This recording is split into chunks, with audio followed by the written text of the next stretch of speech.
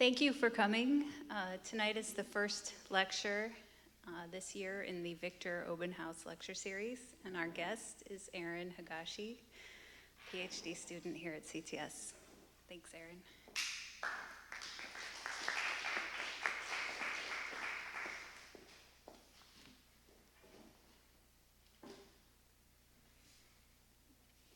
Well, thank you very much for the introduction, and thank you very, very much for this opportunity to come and to speak with you all and to share some of the things that I've been working on, some of the things I've been thinking about, some of the things that will hopefully eventually become part of my dissertation whenever I get around to that in 2020 or something. Thank you also for the ironclad excuse to get away from diaper changing duty for a little bit. I have a beautiful and healthy 3-month-old daughter who seems to be on a diet of my productivity. So it's been nice to get out of the house for a little while and to set my mind on something a little bit different. The title of this lecture is Sex and Exile, Intersectionality and Interracial Marriage in the Hebrew Bible. My goal is to sketch out for you today in an introductory fashion, which I think as scholars speak for. I'm going to go through this very quickly, and please forgive any gaps in my reasoning. I'm going to sketch out for you how an intersectional lens can be fruitfully brought to bear on the Hebrew Bible's multiple and shifting ethical positions regarding interracial marriage. The sex and exile portion of the title serves two purposes. The first is to get your attention. I want to go to that thing, sex and exile, that sounds fun.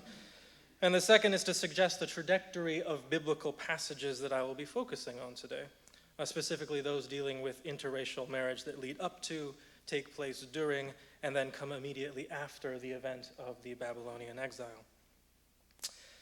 In order to accomplish this goal, I would like to talk about 11 things. Just kidding, 3 things. 3 things I want to talk about today. Number 1, I want to offer you a definition of intersectional theory, hopefully provide some clarifying remarks about how I will be employing intersectional theory in this lecture today. I want to discuss the term interracial and its applicability or lack thereof to the kinds of diverse relationships and fluid ethnic groups that we see in biblical texts. And number 3, I want to direct your attention to and then comment on a few of the key passages in the Hebrew Bible that have to do with interracial marriage, culminating in a closer look at Ezra chapters 9 and 10, where the reader is given a sort of final word on how ancient Israelites, or now ancient Judeans, are to conduct themselves with respect to intermarriage. So that's the plan. So let's start. What is intersectional theory? That's a fabulous and apropos question. I'm glad you asked. Intersectional theory is a theory that, for any given combination of socially significant identities, there are unique characteristics above and beyond what can be inferred from the socially significant identities themselves. So let me give you an example. According to intersectional theory, the experiences of a middle-ish class, mixed-ish race, heterosexual male cannot be inferred merely by reference to what it means to be middle class, mixed race, heterosexual, and male alone. The whole of this combination, and in every such combination, is greater than the sum of its parts. They have unique characteristics as they are combined. Merely adding up the parts of any given combination does not and cannot tell the whole story of that combination, especially with respect to how that combination experiences privilege and oppression in different contexts. In intersectional theory, each of these combinations is imagined as a point of intersection between lines representing these socially significant identities. I am at the point of intersection between the lines of middle-ish class, mixed race, male, etc. Every point of intersection can then be mapped in this great imaginary and interlocking web of identities and experiences. Each point of intersection has characteristics in common with other points along the same lines, but each point of intersection is also unique. We cannot know what it is like, for example, to be a middle-ish class, mixed race, heterosexual female simply by taking my experiences and trading out what we know about masculinities for what we know about femininities. Such a maneuver will be at best a crude approximation and at worst a disingenuous distortion of those experiences. The term intersectional was coined originally by Kimberly Crenshaw in the early 1990s in an article titled Mapping the Margins, Intersectionality, Identity Politics, and Violence Against Women of Color. Crenshaw makes the observation that with respect to the criminal justice system, the experiences of women of color, and black women in particular, cannot be understood or predicted by what it means to be black or what it means to be a woman separately. Black women experience the oppression of domestic violence and an injurious criminal justice system differently than either black people in general do or that women in general do. Intersectionality became a full-blown theory of universal applicability in the hands of Patricia Hill Collins in her work Black Feminist Thought. While Crenshaw was particularly concerned with intersectionality in the sphere of criminal justice, Collins's training and interest in sociology allowed her to expand the theory.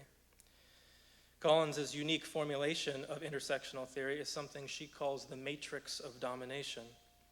Within the Matrix of Domination, every intersectional identity can be mapped with respect to the ways in which they participate in the maintenance or experience of privilege and oppression. One of the advantages of Collins's Matrix of Domination is that it is sensitive to context. There are some contexts in which one intersectional identity will experience oppression, and other contexts in which the same intersectional identity will instead experience a degree of privilege. One of the most significant and sometimes difficult aspects of this formulation is that we can no longer speak in sweeping generalities about the lines of intersection. Within intersectional theory, it is never accurate to say, for example, something like white people are privileged or women are oppressed, because these are statements about lines absent a context. When we observe all the points of intersection where these lines converge, and when we view them in context, we see obvious counterexamples to these kinds of generalizations. There are only certain contexts, for example, in which the whiteness of a poor immigrant Muslim person, for example, will result in an experience of privilege.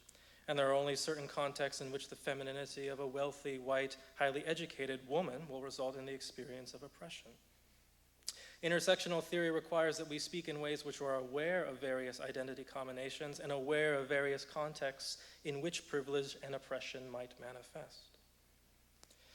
The Matrix of Domination has been fruitfully employed in the field of biblical studies by Gail Yee in an article titled Recovering Marginalized Groups.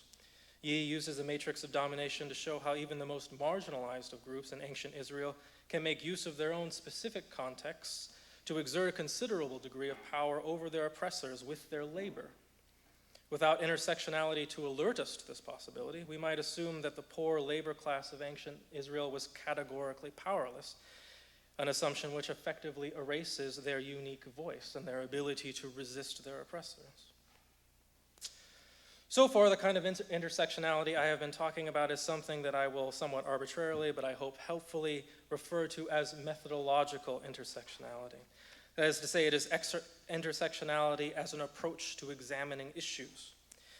But there is another kind of intersectionality that I will refer to as moral intersectionality. And this is an intersectionality used as a value judgment. Laurel Schneider's article, What Race is Your Sex, is an example of this moral intersectionality in action. In her article, Dr. Schneider says that not only is intersectionality good in the sense of being a useful approach to examining issues, but that to speak of socially significant identities apart from one another, to unweave the intersectional web and pretend that we can give a full account of what it means to be a person without reference to the intersection of our identities, is actually a moral evil. Dr. Schneider's particular concern is that speaking of race apart from gender and class in America can only be done in service of white supremacy. Understood this way, a full cognizance of intersectionality is a morally good act of subversion against oppressive powers, and a disregard of intersectionality is a morally bad form of tacit complicity in oppression. For most of this lecture, when I'm talking about intersectionality, I'm going to be talking about it in methodological terms, but towards the end I will give one biblical example of moral intersectionality that sort of echoes Dr. Schneider's greater point. One more thing about intersectionality before moving forward. Intersectional theory is a lens, not a method. That is to say, intersectional theory causes us to look at things that we might not otherwise look at, and to ask questions that we might not otherwise ask. But it does not require or even necessarily recommend specific tools to address what we see or to answer the questions that it raises. A person employing intersectional theory is free to use any number of methods or to draw upon any number of fields in their analysis. Kimberly Crenshaw's original approach was primarily legal. Patricia Hill Collins' approach was sociological in nature. Gail Yee and others who have employed the theory are trained scholars of Hebrew Bible. Feminist thinkers employing intersectional theory are trained in philosophy or literary criticism. Womanist and mujerista thinkers employing intersectional theory might have backgrounds as theologians, for example. Even precursors to formalized intersectional theory like Sojourner Truth and W.E.B. Du Bois were simply speaking from their own personal experiences when they touched upon some of the truths of intersectional theory. In this lecture, I'm going to be employing fairly conventional tools of biblical scholarship and drawing upon sociological-minded interpreters of the Hebrew Bible. I'm also going to be specifically focusing on the identities of gender, race, and class, though one could easily do the same analysis with any number of other socially significant identities: sexual orientation, religion, able-bodiedness, imperial or colonial status, etc. So hopefully this gives us at least some shared idea of what intersectional theory is and what I'll be doing with it. And let me say a few things now about the term interracial. Race is a difficult and fraught term to use with any degree of precision in a contemporary American context. Partly because race evokes a difference between people largely predicated on skin color, and a difference between people with a horrific history and indeed present reality. Race also calls to mind the ideologies of racial superiority that were fashionable in the sciences not so long ago, and it also calls to mind the charge of racism, both personal and systemic today. And because of all this, it is difficult to apply the term race backwards in time 3,000 years and to speak about some of these texts that we're going to be looking at in terms of race, or to use the term interracial marriage, which supposes the existence of races that might be joined together in marriage. Catherine Southwood, who wrote Ethnicity and the Mixed Marriage Crisis in Ezra 9 and 10, prefers the term ethnicity over race and gives 3 arguments for why race should not be used to refer to the kinds of marriages that we see in these texts between Israelites or Judeans and others. Her 3 arguments are as follows. She says that race is a discredited term, no longer used in academia. She says that race is a matter of ontology and that the Israelites did not conceive of themselves as ontologically different from the surrounding peoples. And she says that race is always a matter of power and that no power play seems to be happening when the Israelites or Judeans ban these marriages. I disagree with all these arguments, but nevertheless, I will be abstaining from the use of interracial from here on out when referring to these marriage relationships for a different reason, and that's because I think the term interracial assumes something that does not exist in this context, and that is, it assumes the existence of 2 distinct and stable ethnic groups or kinds of people that a marriage might join between. We simply do not have that kind of stability with respect to Israelite or Judean identity. And in fact, there are 3 significant problems when it comes to pinning down or defining Israelite race or ethnicity. And I will say a word or 2 about these 3 reasons. Number 1, scholars profoundly disagree with one another about the hereditary origins of the Israelite people, especially with regards to how they might differ from surrounding people in the ancient Near East. Megan Bishop Moore and Brady Kelly's book, Biblical History and Israel's Past, lays out at least 3 possible explanations for how the ancient Israelites arrived in the land of Canaan, each with varying degrees of evidence, both biblical and otherwise, to support it.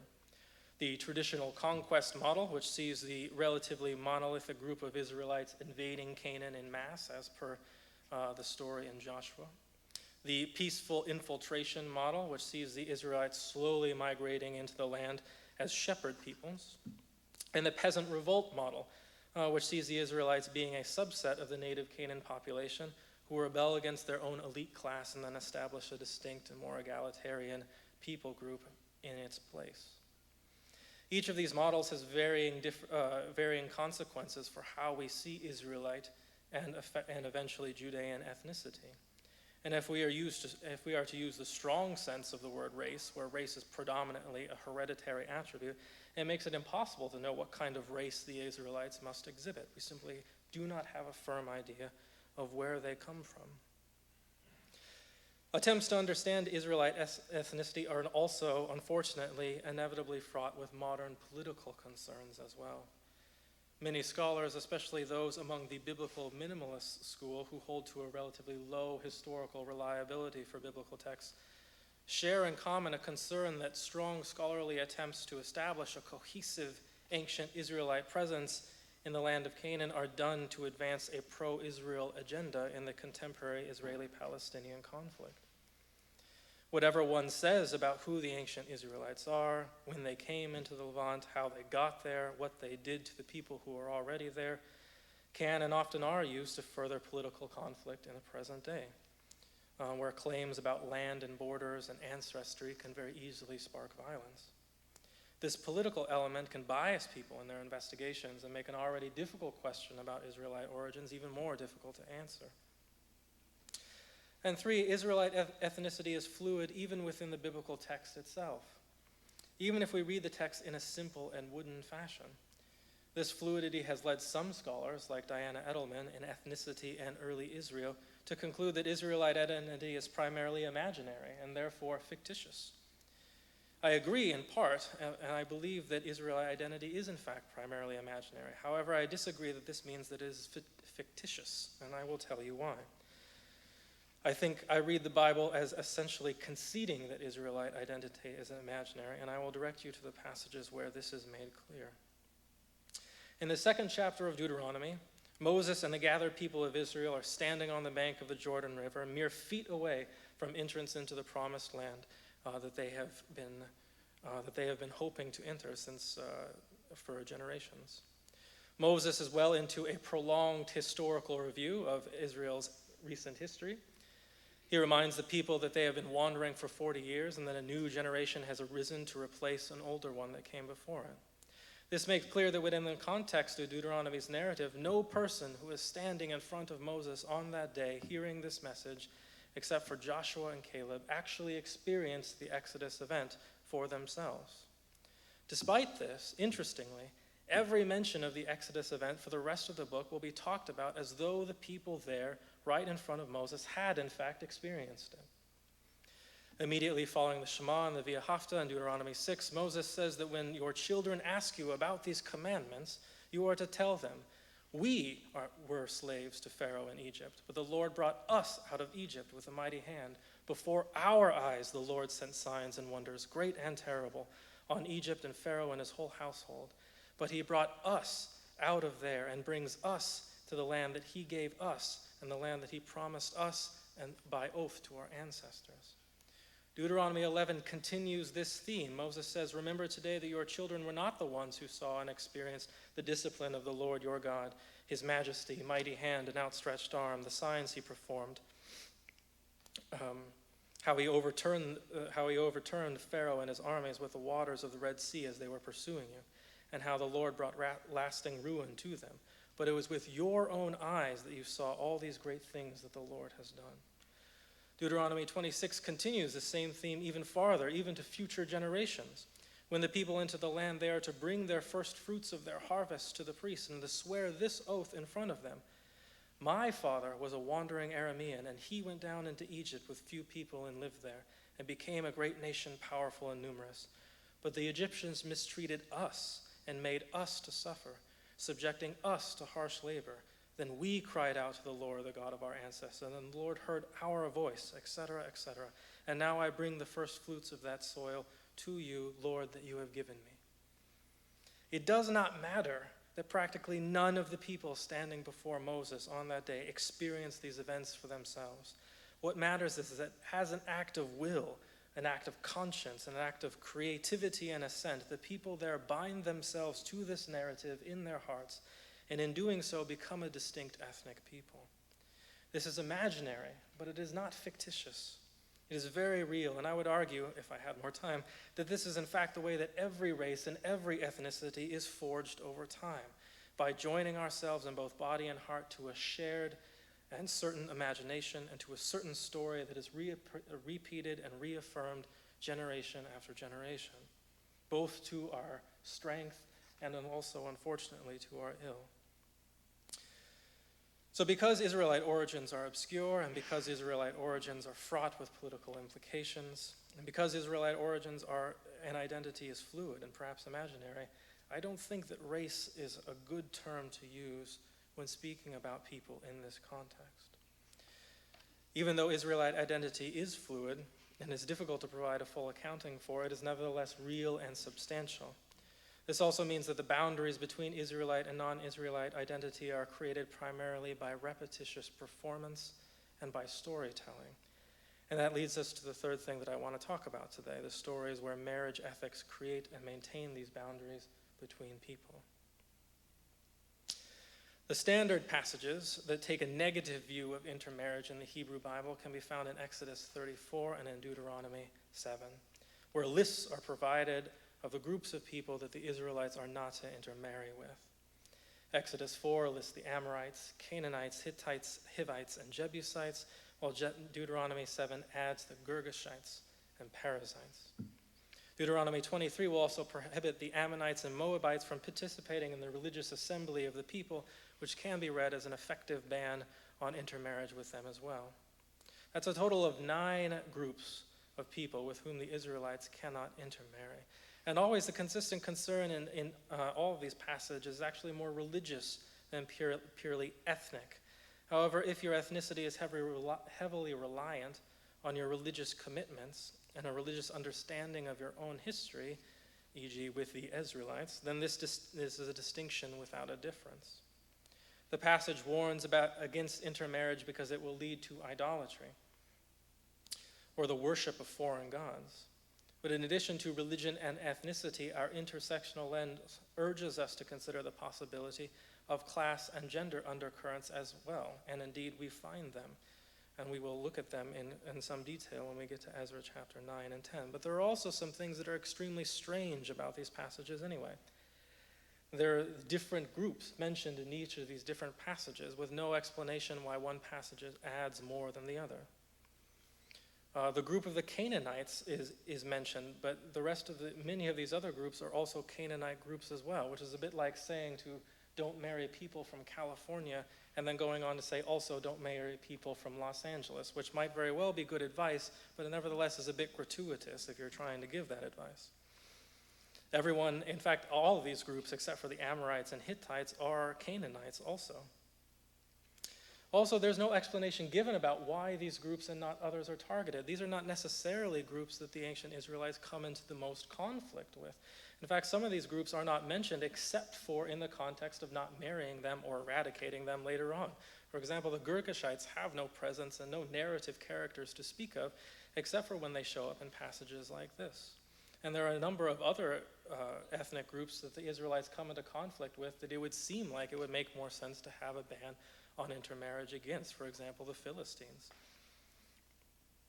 This general weirdness in how all these passages functions attests to the ad hoc nature of the prohibitions, which are really built to create rough boundaries around a fluid ethnicity that cannot really have such exacting boundaries placed around it. And to top it all off, there are narrative counterexamples of practically every one of these groups. There are people who are intermarried, often without comment, from nearly all of these groups. Famously, Ruth is a Moabite. Rahab is a Canaanite and is not only married into and fruitfully integrated into the groups of the Israelites, but also plays an extremely important role in Christian reception history and is featured in Matthew's gospel as one of the women in Jesus' ancestral line. Uriah the Hittite is unsurprisingly a Hittite, but is actually married to Bathsheba, granddaughter of Ahithophel, who is one of the most important characters at the time, an advisor to King David. Not that Uriah's marriage does him any favors in the end, but nevertheless his marriage goes without comment in his text. King David buys a plot of land from Jebusites on which the temple is built, etc. There are narrative examples for almost all of these things. And so there seems to be some difference of opinion even within the canonical text itself about how best to apply these laws, or even where these laws should be mentioned and enacted at all. And outside of these narrative examples of actual intermarriage, there's at least one prominent passage that explicitly improves intermarriage in the Hebrew Bible as well, and this is found in Jeremiah 29. Jeremiah, who is writing much later in these earlier passages, and who is writing to a group of deported exiles in Babylon, says this: "This is what the Lord Almighty, the God of Israel, says to those carried into exile from Jerusalem to Babylon. Build houses and settle down, plant gardens and eat what they produce, so that they too marry and have sons and daughters. Find wives for your sons and give your daughters in marriage, so that they too may have sons and daughters. Increase in number there, do not decrease. Also seek the peace and prosperity of the city to which I have carried you into exile. Pray to the Lord for it, because if it prospers, you too will prosper." And then, somewhat hilariously, I think, as if he knows he will not be believed, Jeremiah immediately goes on to say, yes, this is what the Lord Almighty, the God of Israel, says, in case you were going to doubt him and his fairly radical pronunciation. Also, Jeremiah is not particularly concerned with idolatry when he is writing, or foreign worship at all. He does not express that concern here, and instead he says to intermarry. He does not say, do not intermarry, and be careful because they might lead you astray. He does not say, go ahead and intermarry, but make sure to smash all their idols before you do it. Instead, he appears most interested in the continued survival of the Israelite people as a whole, and sees intermarriage as a way of achieving that goal, i.e., he says, increase in number, do not decrease. And so the situation becomes similar to the situation of the Israelites under ancient Egyptian rule. Though they were oppressed, they increased greatly in number and ended up being saved from that situation. And this idea of a marriage ethic as a survival strategy is something that will come up a little bit later when we talk about Ezra 9 and 10. And by come up a little bit later, I mean that's exactly what I'm going to talk about right now. Ezra 9 and 10 is still written a century later, or the narrative takes place a century yet still later after the writing of Jeremiah, after the exiles have returned from their time in Babylon. And we see another switch in the ethics surrounding intermarriage. First, not okay, then okay in exile. Now we will see not okay again. In Ezra 9, there's this very dramatic scene that unfolds. It comes to Ezra's attention that people have been engaging in intermarriage, and as the leading priestly figure of the time for this newly established post-exilic community, he takes the drastic and even theatrical step to counter it. He has this great elaborate prayer that he prays. He tears his robes, goes through this mourning ritual, and in Ezra 10, he gathers all the people from all the surrounding countryside into the courtyard before the temple and makes this proclamation, convicting the people of their sin and saying that they must immediately divorce and put away their foreign wives. As he does this, he draws upon these earlier passages in the Hebrew Bible to do it, almost quoting word for word the same passage found in Deuteronomy, though again he changes the list of people that cannot be intermarried with ever so slightly, adding the Egyptians and the Amorites, and deleting for some reason the Girgashites. Poor Girgashites, they don't get any respect anymore. But nevertheless, the form of his proclamation is almost a word-for-word quotation from these original passages. He is aware of this textual history and aware of the power that it will carry for his audience sitting in front of him. And it is here in these chapters, Ezra 9 and 10, that I want to bring the full weight of the intersectional lens to bear. Because although one might assume that a polemic against intermarriage is primarily or even exclusively about race or ethnicity, we can see that there is just as much going on with gender and class as well. Indeed, we cannot even accurately speak about the anti-intermarriage stance taken by Ezra without referencing the way in which this stance uniquely and disproportionately affects certain race, class, and gender combinations. For example, though Ezra specifically addresses men to divorce their foreign wives, this is an incomplete ban on intermarriage because it has no impact on foreign men married to native women or to mixed ethnicity people, male or female, who themselves might be the product of Jeremiah's earlier permissiveness. And there is good reason for this from Ezra's perspective, and that's because this is not really about foreignness in general. but rather this is about feminine, lower class foreignness in particular, and I will give you several reasons why. First off, women have a disproportionately greater role in the continuation of ancient Israelite or Judean identity than men do, contrary to what you might initially assume. And this is because women are the primary early childhood educators, the primary preparers of food, and the primary maintainers and creators of clothing. Carol Myers, in Rediscovering Eve, speaks at length about the role that women have as early childhood educators, and is willing to attribute them more than half the responsibility, at least in that role. Children too young to labor at agriculture or to take up their father's profession would be raised, socialized, and religiously educated almost exclusively by the women in the household. And even after they come of age, if their fathers or other male relatives were traveling abroad for trade or military service, it would be the women of the family who would remain as the primary educators and socializers of these young children. It would be the women who would be the ones who would be answering the child's question, as Moses had indicated before, of where do we come from and who are our people. Women are also responsible for teaching language, something that is mentioned explicitly in Nehemiah 13, in an interesting side note. Nehemiah bemoans the fact that intermarriage has led young people to speaking the languages of Ashdod, Ammon, and Moab, and not the language of Judah. The foreign women in these relationships have somehow incorrectly educated their children. And this is a perfect example of how arbitrary some of these ethnic divisions really are. Philistine, Ashdod, Ammonite, and Moabite language are all extremely similar to Hebrew, so similar that there would be no real difficulty in communicating between native speakers of Judean Hebrew and these other languages. The differences are more differences of style and dialect, differences like the difference between American English and the Queen's English, or differences between Southern English and every other kind of English spoken in the country.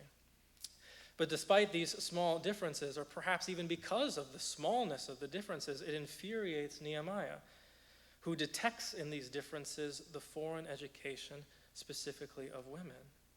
And this is where I'll make reference again to Dr. Schneider's moral intersectionality. Although Nehemiah speaks as if the language issue is exclusively an issue related to ethnicity, it is actually an issue where gender and class collide. Because Nehemiah himself, educated as he is in the administrative language of the day, Aramaic, would be speaking with a stylized dialect of Hebrew as well. Indeed, the Hebrew of this period exhibits a number of Aramaicisms that differentiate it from other and older forms of Hebrew. But because Nehemiah's Hebrew is the Hebrew of an elite male scribal class, just as different, if not more different than the common Judean Hebrew of the day and these Philistine, Ammonite, or Moabite dialects, it does not register to him as a socially significant difference. Only the differences associated with feminine foreignness and lower class ethnicity are the ones that cause him any degree of worry. If we were not sensitive to the way, via intersectionality, the gender, race, and class combine in this picture, we would not understand the depth of Nehemiah's power play here in order to trying to eradicate these specific dialects of the native language. We would just assume this is a difference having to do solely with ethnicity, and that's it. Aside from religious or linguistic education, women are also responsible for food preparation, which is a laborious and time-consuming process in the ancient world. Nathan MacDonald, who wrote What Did the Ancient Israelites Eat?, estimates that it would take more than 3 hours at work at the hand mill every day to produce the necessary amount of flour for one family's daily meals. And this is to say nothing of actually preparing that flour or any of the milk, oils, cheeses, fruits, wine, or occasional vegetables that might also be consumed in an ancient Israelite household. But food preparation becomes elevated in importance and becomes significant in this conversation when it is a pillar of the religious ethnicity that you are trying to maintain, as it is for the Israelites and Judeans. There are laws with regard to the preparation and consumption of food, how it needs to be made, how it needs to be served, what can and cannot be served. And if women are in charge of this, and if their ethnicity is questioned, then the results of that food preparation become questionable also. And all of a sudden, Israelite identity looks much less stable than it otherwise would. Similarly, with clothing, women are the primary weavers. And again, when you have laws that forbid the sewing of clothes with multiple fabrics, or laws against cross-dressing, which require a rigorous maintenance of a piece of clothing's gendered status, this duty becomes essential for the preservation of one's religious and ethnic identity. But all of these things, education, food, clothing, would be less applicable for high-class Judeans, whose sons are educated in a male-dominated scribal tradition with specialized tutors, and who have a plethora of slaves and servants to do their other household labor for them. Lower-class families have to rely exclusively on the labor of their wives and other women in the performance of these duties, and so it's specifically them in the lower class with this reliance who are targeted and on account of the fear that Ezra has for maintaining Israelite identity. Without an intersectional lens, it would be really easy to assume that foreignness alone, whatever that really means here, was all that was at issue. And it would be easier to assume that every kind of foreignness was equally problematic in the biblical text, and in Ezra 9 and 10 especially. It would also be easier to assume that gender and class play no role in these ethics of intermarriage. But an intersectional lens allows us to overcome these easy assumptions and to replace them with a more nuanced understanding of these biblical texts. There are some strong theological implications also underlying these texts about intermarriage. Sarah Japheth, in her commentary on Ezra and Nehemiah, says that the steps taken by Ezra in these texts are both radical and heartbreaking. Perhaps mortgaging the entire happiness of the happiness of an entire generation of people in the attempt to preserve a strong and monolithic Israelite identity. And this, of course, reflects on the way how this community perceives its relationship with God. If God is willing to command this kind of heartbreak for the people gathered in front of Ezra on that day, that is a very different kind of God than a God that is willing to permit marriage for the sake of the happiness of its participants. Herbert Marbury, in another work, says that perhaps this is a successful survival mechanism, that perhaps Ezra is in fact a kind of genius who is able to orchestrate the preservation of Israelite and now Judean identity even in the face of the overbearing power of Persian imperial rule. And there is a certain ring of truth to that. After all, as Herbert Marbury concludes in his text, Imperial Dominion and Priestly Genius, it is the case that the Jews in this time period do in fact outlast their oppressors. They manage to survive, and perhaps that survival can be attributed to the drastic steps that Ezra is willing to take. This is also interesting because Ezra's proclamation is fundamentally an act of biblical interpretation. Ezra is consciously drawing upon previous biblical texts, and while it's difficult to pin down exactly how aware Ezra is of the prior canonical status of some of these books or some of these writings, and while we don't exactly know what form this can take, he nevertheless seems happily to cite word for word, as though they are authoritative, some of these earlier texts about intermarriage. And this raises questions about who can interpret the Bible and for what reasons. David Kleins, in his commentary, points out that if these passages were taken literally, they would be almost entirely inapplicable to their present situation in any case. At this point in history, there are no more distinctly ethnic Canaanites, Girgashites, Perizzites, all of these groups of people in the land. They have all been either scattered to the winds or integrated into other larger groups under a successive series of imperial powers. To tell a person in this time that they can no longer marry Canaanites, Girgashites, Perizzites, Ammonites makes about as much sense as it would to say to the same thing to people today. It would make absolutely no sense. This would barring us from marrying absolutely no one that we know in our immediate communities. It's only by taking this passage almost in an analogical sense that Ezra is able to arrive at this conclusion and apply it to his present circumstance. And so we have what I think is one of the first acts of intra-biblical biblical interpretation of a non-literal fashion. And as a biblical hermeneutic type person, that's very interesting to me. But it also raises questions about who can interpret the Bible and for what reasons. I think it's very interesting how the gathered people who are about to have their relationships abolished respond to Ezra's proclamation. And this also gets into issues of biblical interpretation. The scene as it's taking place is very dramatic in how it's formed in the text. But the people, when they have an opportunity to respond to Ezra saying that you must put away their wives, their first response is that it is raining. And although this observation seems totally benign at first, this is actually, I would argue, an act of biblical interpretation that resists Ezra's act of biblical interpretation. And let me just very briefly sketch out for you how that works. You see, Ezra is quoting a passage in Deuteronomy that bans interracial marriage on fear that the people will worship other gods.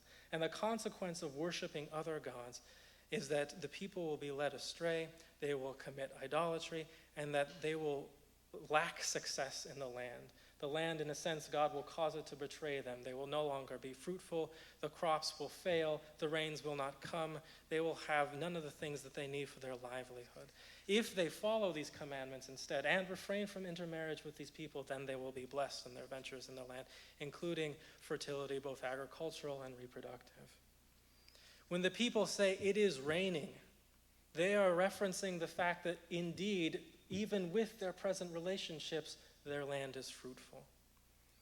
And this is an act of counterinterpretation, I think anyway, throwing one biblical interpretation against another. The people are saying for themselves that this is a judgment that they are making.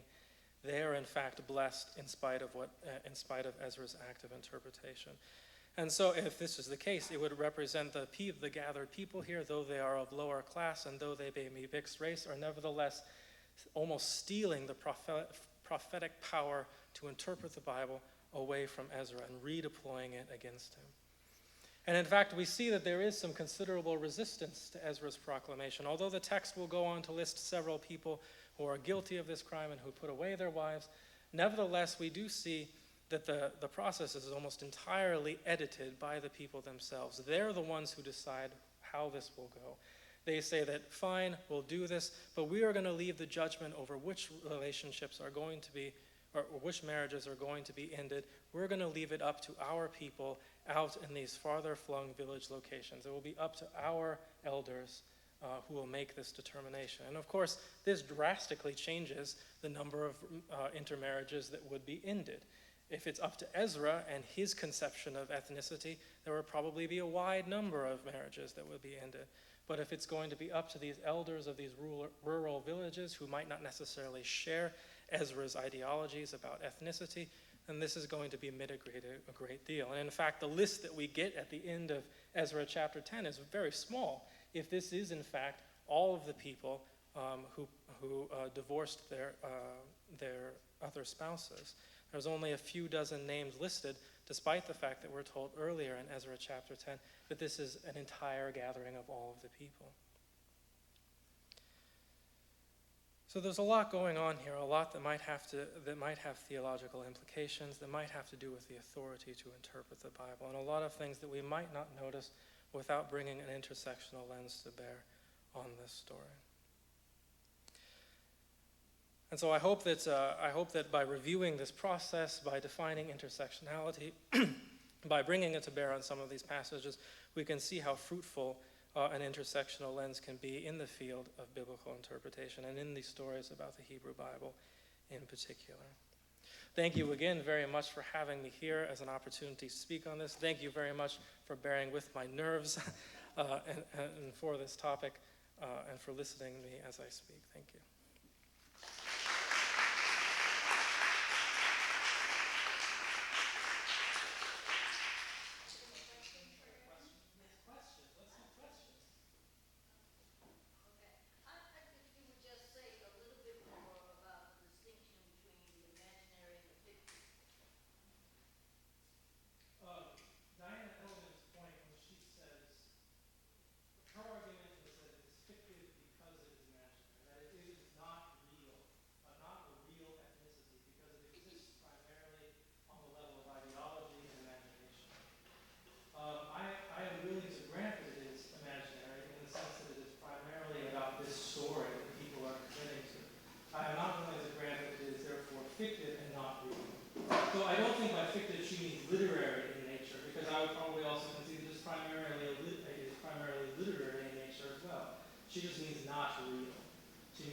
cannot really say anything about it as an ethnicity because it is imaginary. And I'm not willing to go quite that far. Does that help with the distinction a little bit? Not really. No, not really, not really. But, Where was the trouble? What did I leave out? just to,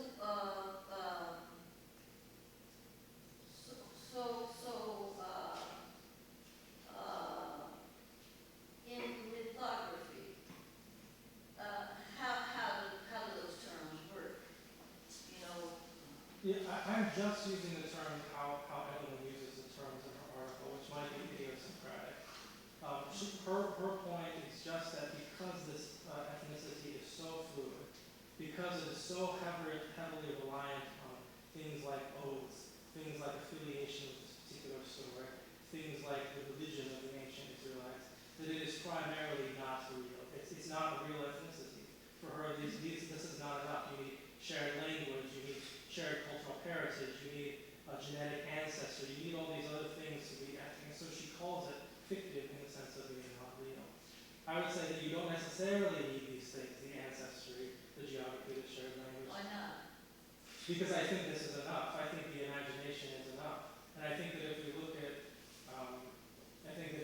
more broadly at ethnicity in general, I think that's primarily what we do have, in fact, are these stories and this shared imagination. Yeah. I don't want to monopolize, but I'm just, thinking about my identity as, my own identity as an African American. Right. It's not based on an imagined kind of construct. Well, it is in fact. The identity of African American is based on an imagined construct in terms of the essentializing of my identity down to that one ethnic strand. Yes. Although I originate from 17 different regions of the world. So I'm just trying to figure out how to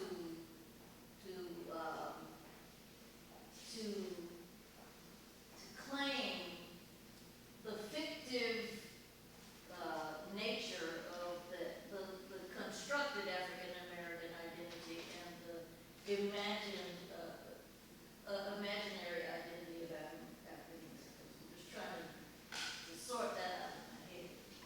Yeah. Thank you.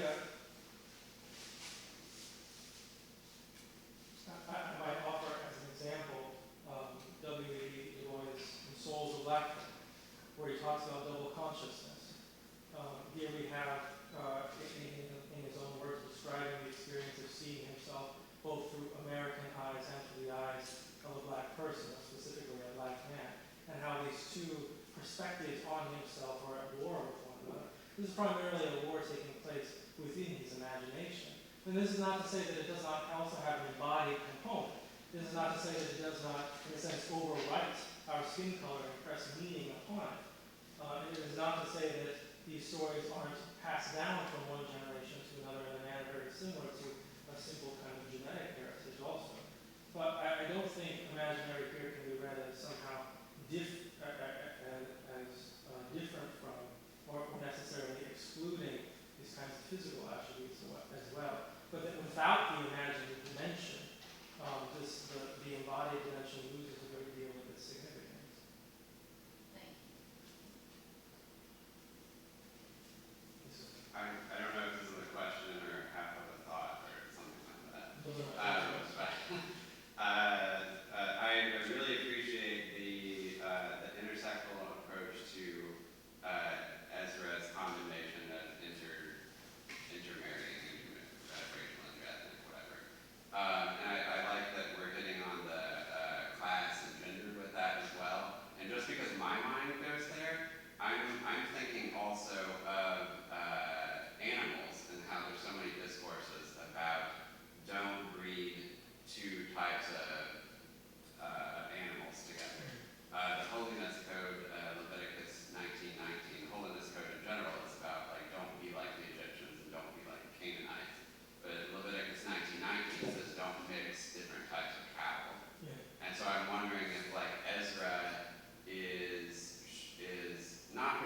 himself as like a shepherd or a cowherd exactly, but like sharing that logic of like the logic of I can control your marriages because you to me are kind of like animals or something.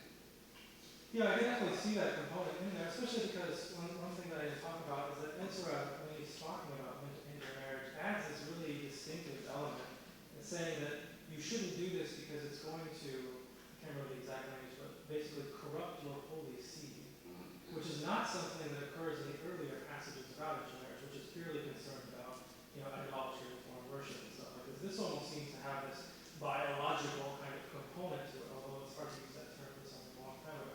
But the seed analogy with agriculture and with animals also, I think is to a degree present there. He seems more concerned with the kind of, with the genetic element, so to speak, behind this intermixing.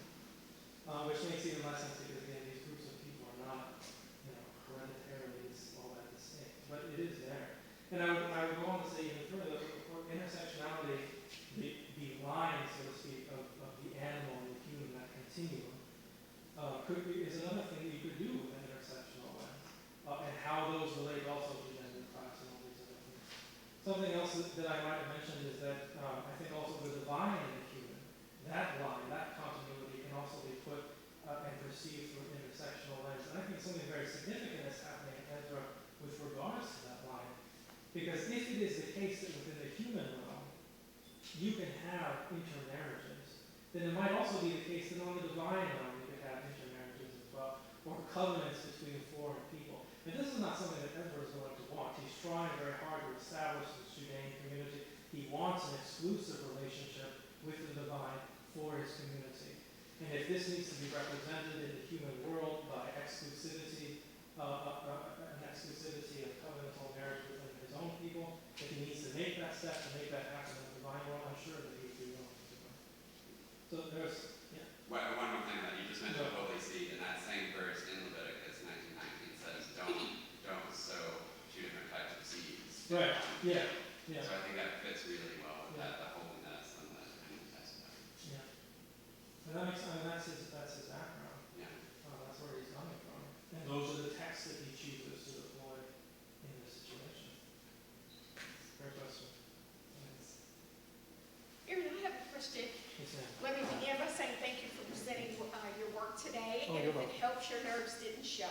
It was done very nicely. That's a very generous line. As I was walking in the door, and I perhaps missed something, but when you began, you seemed to be identifying a couple of different categories.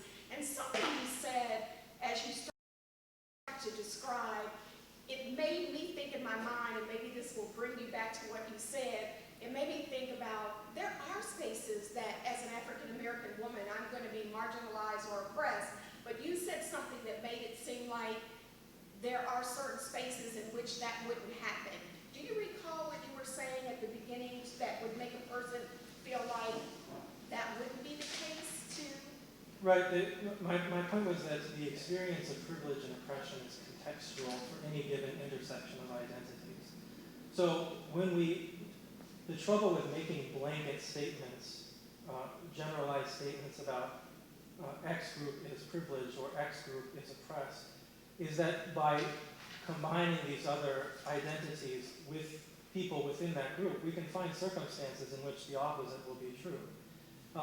A poor African-American LGBTQ person is going to experience oppression in many more contexts than an extremely wealthy, well-educated, straight African-American person would, though they share being African-American in common.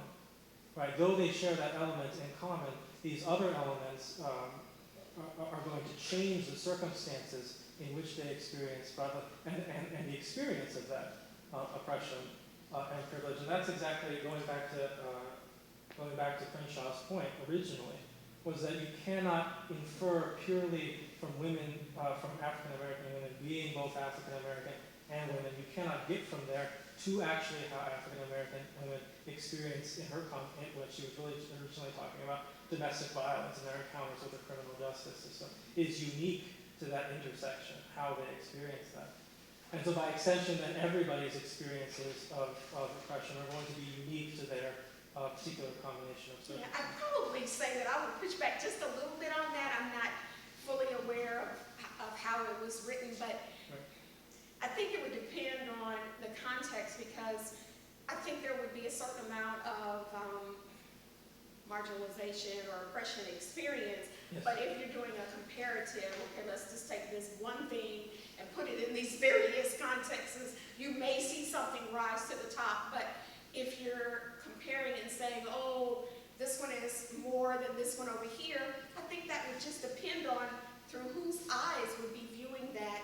Because I don't know of any situation that there wouldn't be some experience of, oppression or marginalization or any of that. But you Right. did go exactly, because I thought I heard you say that, and I was trying to delineate between, okay, is he saying in one context only, or with one certain group of people, or just in general? But you're trying to speak to blanket statements. Yeah, just that blanket statements require more nuance. And it's not that it's not that they're all, it's not binary in the sense that these are contexts in which there's absolutely no oppression and pure privilege, and these other contexts where there's pure oppression and no privilege, for example. But just as these experiences vary between different identities in degrees that are very difficult. Crenshaw's entire article is about one specific context and one specific intersection of identities, and she doesn't even go. She could have elaborated not just black women, but black poor women, etc. So it's complicated. Thank you. Yes, sir. Oh, geez, please be gentle. I was really intrigued by your use of the people in Ezra who say back, "What's raining today?" And the kind of implicit resistance. And so I wonder if you, building on that example, I wonder if you could say just a little bit about how you read resistance in text or situations where it's not explicit. I would rely very heavily on Gail Yee's article about recovering marginalized voices. She gives a list of things, and I can't remember the scholar, the sociologist who she's following after their name off the top of my head. She gives a list of ways in which lower class people can manipulate their labor in order to resist powerful people. There's like foot dragging is one of them, delaying the performance of labor, using their numbers, and a couple other things. And that's exactly what the people there do. Ezra says, you must do this right now. They say, look, it's raining. We'll get to this eventually. Let us take this back to our communities. Let us discuss it amongst ourselves, and then we will handle it, and then we'll kind of present the results to you. So to me, this looks exactly like that kind of foot-dragging kind of situation. They're not immediately complying with his order. They don't say, okay, right here, right now, let's bust out the requisite paperwork and take care of this. They say, well, over time, right, even perhaps when the raining season is over. It could be months. This could be an extended process. And who knows, after we involve all these other administrative elements, how it's going to shake out at the end. It's certainly going to go, I think, more in the people's favor than it otherwise would have if they all had to do it immediately under the supervision of Ezra. And so someday my dissertation is primarily going to be about the people, exactly how the people take the power away from Ezra in this particular circumstance. But I think there's a lot there. And I think Gail Yee's article does a very good job of laying out some of the ways in which these marginalized groups can resist in some of these more subtle ways. There's also the use of kind of a counter text there, a second voice, because they are also, I think, tapping into the same textual tradition that Ezra is in order to counteract his proclamation. I think they are using the logic of those passages. If you obey fertility, if you do not obey, nothing. Death is essentially what's going to happen. And they say, look, fertility, right? So I think they are co-opting his logic and redeploying it against him. And then they use these kind of administrative tools to break up the full force of his proclamation. I think it's the latter part that I'm actually more intrigued by. Yes, they're resisting in the kind of the foot dragging way you said. So I'm not disagreeing with that, but that they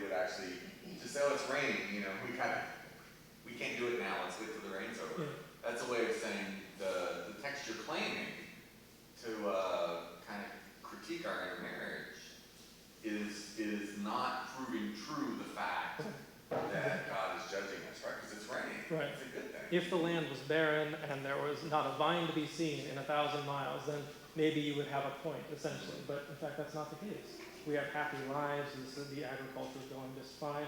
You called us away from our fields to come do this today. Why do I have to be here? I think that element is definitely strongly there.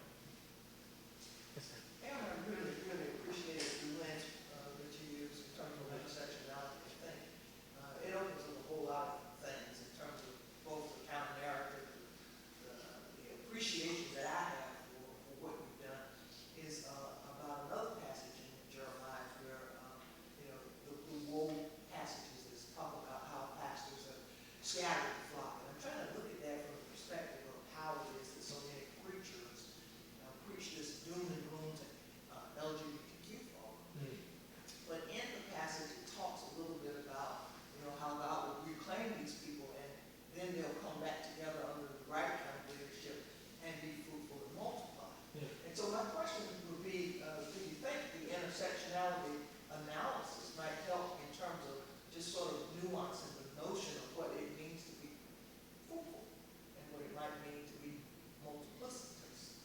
And I ask that from the perspective of this whole notion of fictive and imaginary, and wondering whether it's not so much imaginary for imagination's sake, but imaginary in the cultural context. Yes. So like cultural imaginary. Yes. Yes, I think that intersectionality could certainly help to nuance that. I think there are any number of passages that you might look to for very similar results. There's a passage in Isaiah, the chapter I can't remember off the top of my head because I'm still really nervous. It says that foreigners and eunuchs will be gathered together and they too will become fruitful. You have a very similar sort of situation there. And in the case especially of the eunuchs, you have a miracle being performed because otherwise they are not biologically capable of being fruitfulness. So we are talking about a fruitfulness perhaps of either of the supernatural sense or of the cultural sense, right? Maybe not physically fruitful, but maybe culturally, intellectually, or imaginarily fruitful. And I think that has a great deal to do with, just the time that we're talking about post-exile. This is one of the most fruitful and creative times in general for the authors of the Hebrew Bible. Even the most reticent scholar who wants to give some of the latest dates for the composition of the Hebrew Bible is basically forced to concede that this is the latest point at which some of this stuff could have been written.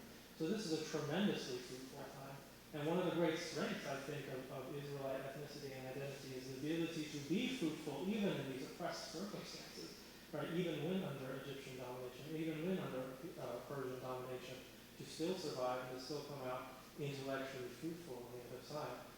And so I think intersectionality, an intersectional lens can help us to see, even if ostensibly we're getting a lack of fruitfulness or a breakup of marriages or something comparable, once we fully consider some of these other intersectional elements, there is nevertheless along these margins fruitfulness taking place. Thank you. Sure.